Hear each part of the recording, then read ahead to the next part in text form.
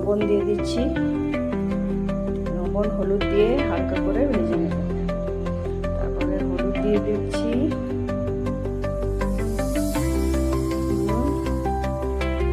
সর্ষে ইলিশের জন্য এখানে চাই আমার কালো সর্ষে, হলুদ সর্ষে, পোস্ত, কাঁচা লঙ্কা, টমেটো আর এই সর্ষের তেল দিয়ে আজ আমি রান্না করব।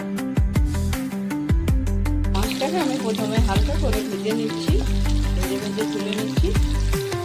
তারপরে এবার সেই টমেটোটা একটু গলে আসবে, তারপরে আমি এটাকে দিয়ে দেবো সর্ষে বাটা, তারপরে হলুদ সর্ষে, কালো সর্ষে দুটো আমি দিয়ে দেবো এটাকে পোস্ত,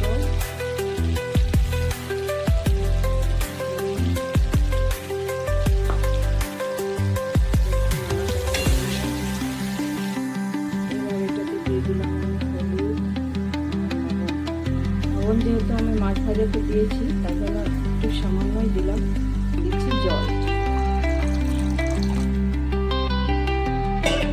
জলটা একটু ফুটে আসলে আমি এটাকে মাছগুলো ভেজে রাখা মাছগুলো দিয়ে দেবো।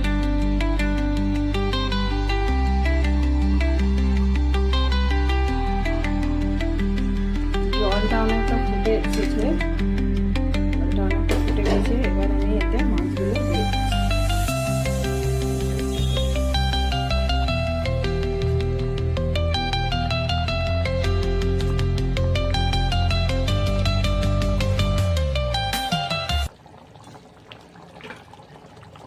ইলিশ মাছ যেহেতু খুবই নরম, ওই জন্য আমি একটু আস্তে আস্তে দিচ্ছি।